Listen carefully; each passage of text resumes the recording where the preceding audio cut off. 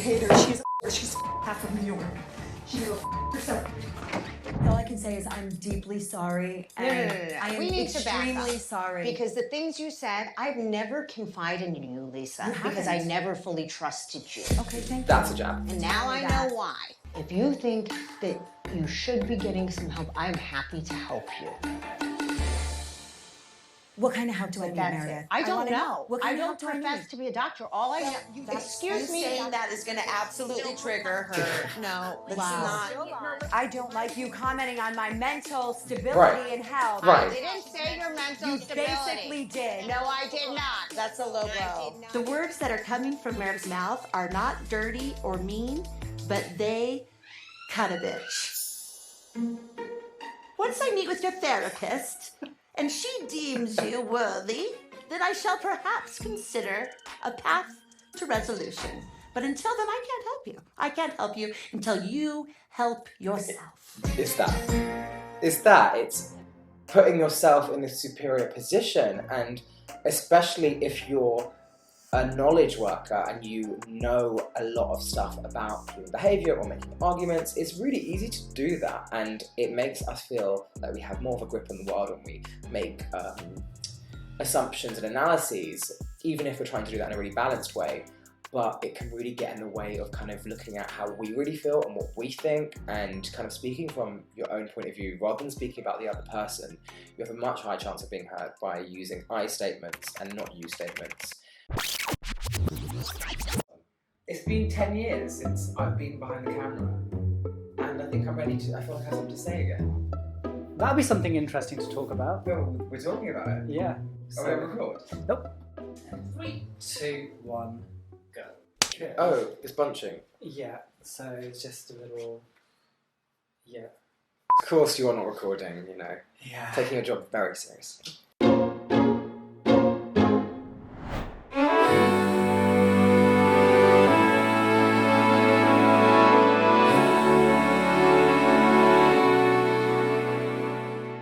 I have a question, Meredith, because you exude leading with love and kindness. Thank you. But she does not. So can you help me understand? Because you have a friend of 10 years here.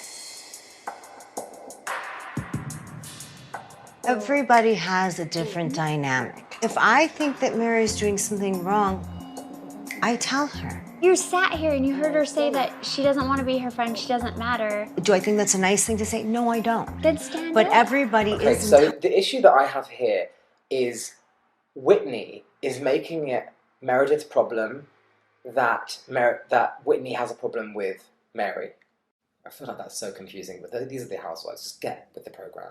I feel like we need to draw some sort of housewives diagram right here. Lisa and Meredith are good friends. Lisa feels like when she messes up, Meredith doesn't have her back, and Meredith is friends with Mary. Whitney has an issue with the way that Mary's acting, and is saying that Meredith should hold her to account. But Meredith is arguing, I don't have an issue necessarily so much so that I would say something right now to Mary. It's good to voice your opinion, but really at times where you think it matters and you want to take a stand. When we can acknowledge only our part in the role that we play in other people's lives, which is much less than we'd like to think, then we can have a more independent path to, I don't know, happiness, connectedness, healthy relationships. Whereas Whitney really has her own issue with Mary and is asking someone else to step up to the plate, even if that's not Meredith's opinion. It's not about right or wrong, but I think Meredith is articulating herself very well. Entitled to say that they want to be friends with someone or don't. That's okay.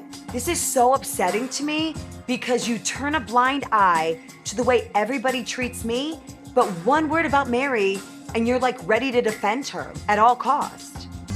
Well, I think you matter, and you matter to me, okay? The But really I can't- sad thing is in this situation, Meredith is saying you matter and you matter to me, the right things, but it seems like the person who needs to hear it the most is Lisa. I don't control what anyone else does. That being said, I do want to apologize to everyone for screaming and yelling and acting like a complete lunatic yesterday. I was hurt and I reacted, and I am sorry. So it's great that she was specific about her apology. A good apology is quite short, and there's a few simple ingredients.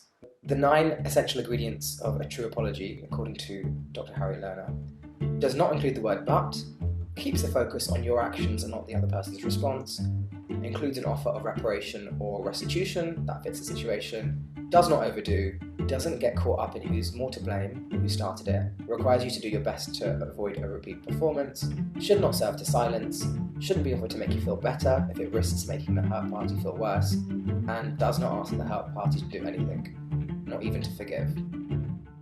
What Meredith just did is so f***ed up. I am f***ing done. You know, no matter what Mary does, Meredith has her back. That's what I want from my friendship with Meredith. You don't have to speak for me, just have my back. Thank you, Meredith is a piece of shit. I have your back and I'm offended by that.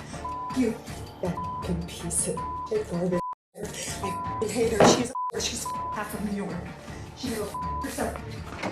I think what I realised in this clip was that Lisa didn't feel heard, and actually, I think she didn't do a great job of making herself have a high chance of being heard. And look, I don't think it's necessarily always your responsibility to do that, but I think, hey, if you can know the theory and the evidence, tried and true stuff that gives you a high chance of connecting with someone and having your needs met, then why not do it? And that's what all the research I've done for my book, Why Won't You Hear Me, is all about. You can download a free copy of it right now. The link is in the description. But before we talk more about what happens with this clip, I want to go to another scene. It's easy for me to be vulnerable. It is.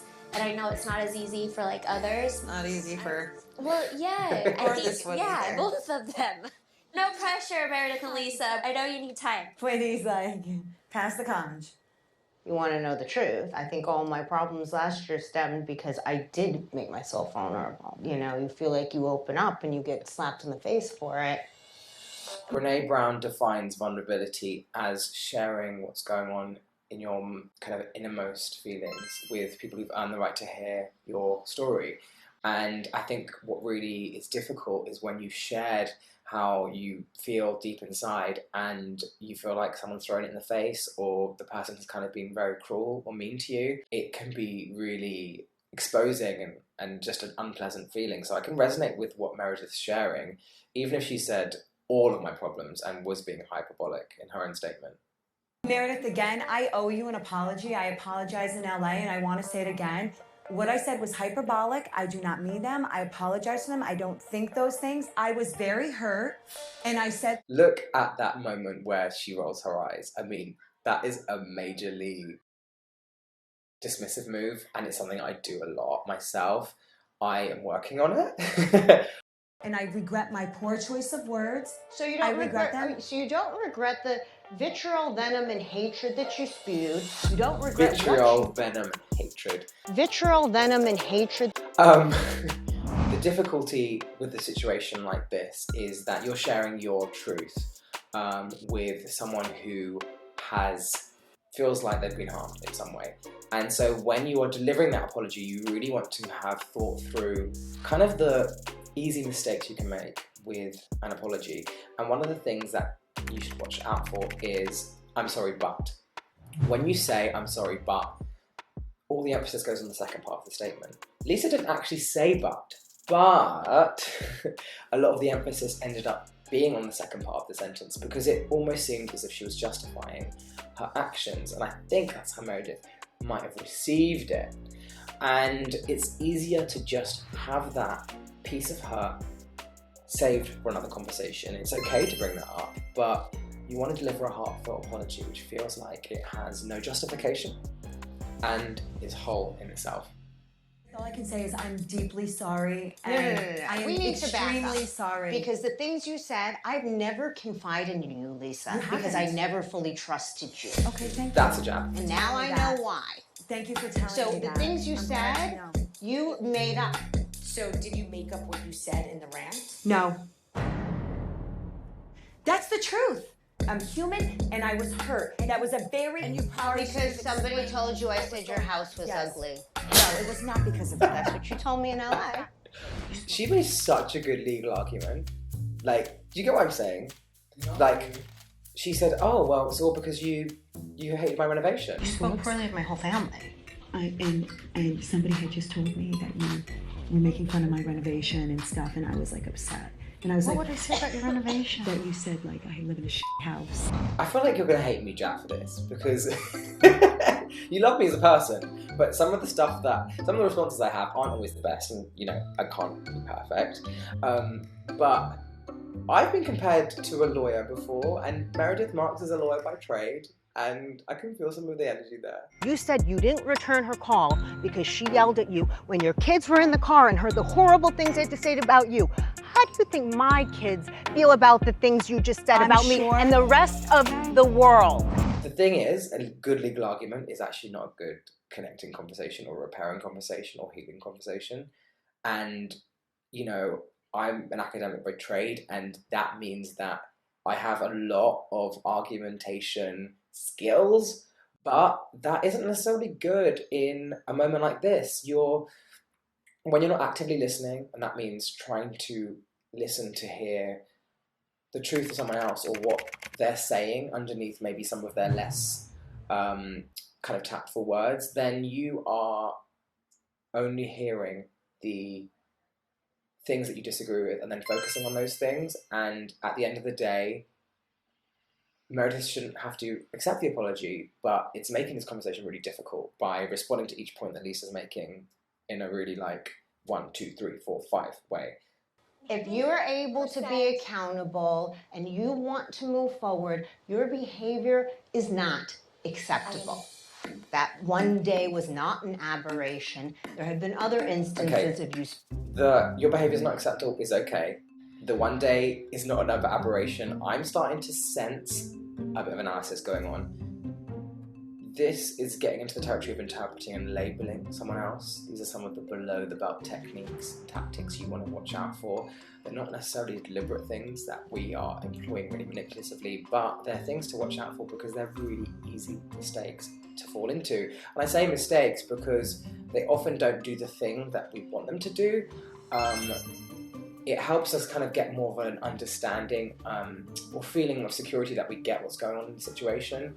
But Meredith kind of assuming that she knows Lisa's mental health and mental state here, with that one day was not an aberration, that one day was not an exception to the rule, is a judgmental and loaded phrase. And I don't know if it's going to lead to even her own story and her own hurt being heard. Speaking very poorly about me. Other than that, I am well aware. They're not. Can I finish speaking, Lisa? Okay. You are an interrupter. Please stop interrupting. Labeling It is very... is not a good idea to, in my opinion, to label someone with that kind of noun, like you are an interrupter. So it makes, do you see it kind of like it changes a behavior of you've interrupted me, or you tend to interrupt me, or I feel like you interrupt me a lot, to you are an interrupter. It makes that person's whole self seem to be about this one quality, you're an interrupter. And those labels, I just don't think they're helpful, like definitely not negative ones. It also means that if you are trying to get your point across, you want to watch out for doing too many of these things that might lead up to someone raising their defenses. And that might be just for purely selfish reasons, if you want to be heard, right? But also if you want to connect with the other person, which that's what human interaction is about, right? A lot of the time, it's about connecting with someone, even if you don't care about them that much. And these two women did care about each other a lot. very impolite. I don't know if there's something more significant going on. Can you stop interrupting, please? Okay, you're making statements that are not true, so I'm not I am almost finished, and then you can say whatever you want. If you think that this is normal behavior, and you don't want to get help and make changes, then there's no more I can do for you. If you think that you should be getting some help, I'm happy to help you. What kind of help do I need, Meredith? I don't know. What I kind of don't help do I profess need? to be a doctor. All I know, excuse me. Saying that is going to absolutely trigger her. No, it's not. I don't like you commenting on my mental stability Right. and health. Right. I didn't say your mental You stability. basically did. No, I did not. That's a low blow. The words that are coming from Meredith's mouth are not dirty or mean, but they cut a bitch.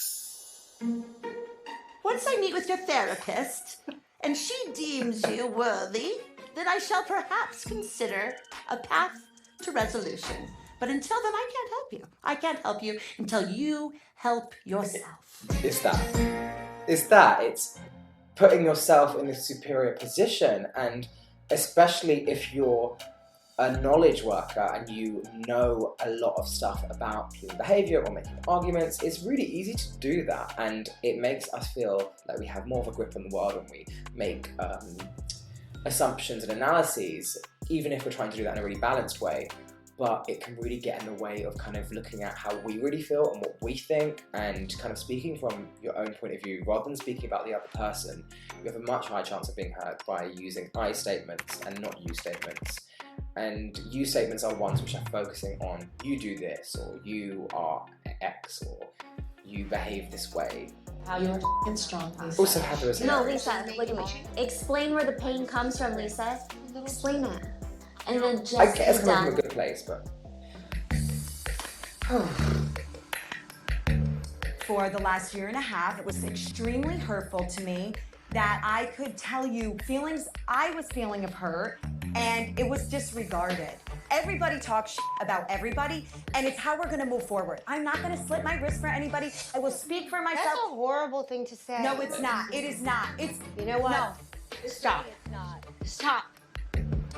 so Meredith feels, it seems, a little bit upset by this, or maybe a lot upset by this, which is completely understandable. That's a horrible thing to say. Again, it's quite, and it's an analysis. And if you say, I feel really hurt when I hear you say that, or I feel really anxious when I hear you say that, or it brings up a lot of memories to me, that's quite different.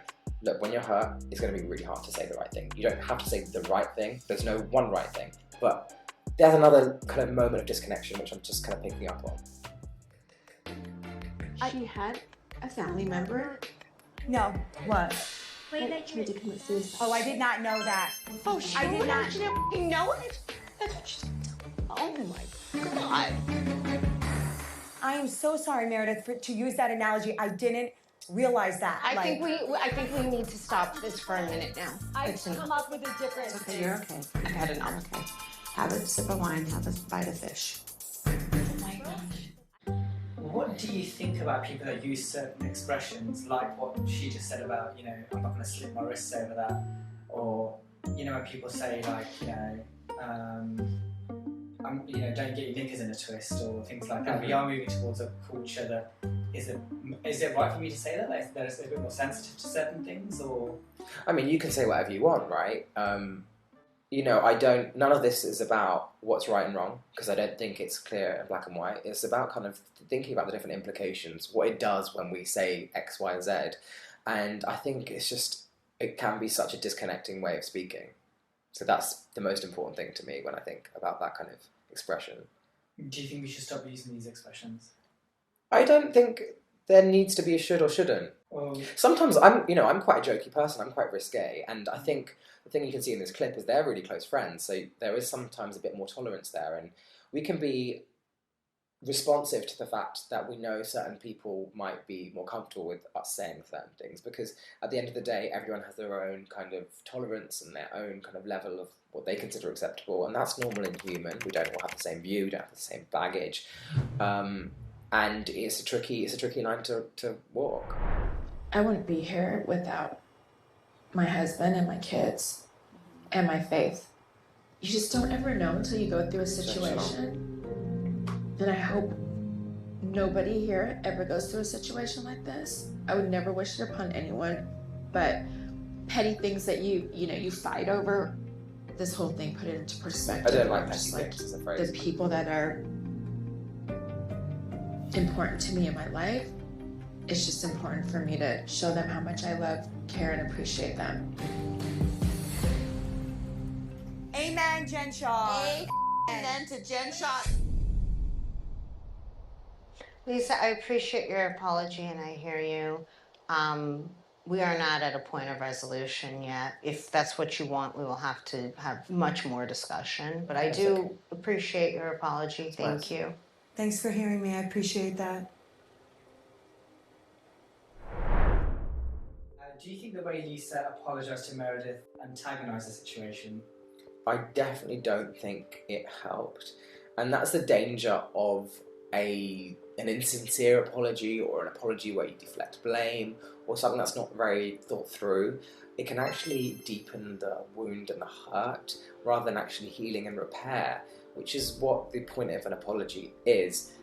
On the other hand, Meredith responding in such an inflammatory way, while she doesn't owe it to anyone to necessarily respond a certain way, isn't giving herself a good chance of connection and being heard and having support, because you can see in this clip that Heather and Whitney are kind of being critical of Meredith because of the way she's responding, and that hurts me because I can relate to Meredith. I've got a lot of empathy for her. I feel like I've responded in certain ways to try and protect myself, and it's really difficult because when you're doing that, you actually might be doing that at the expense of others and also yourself.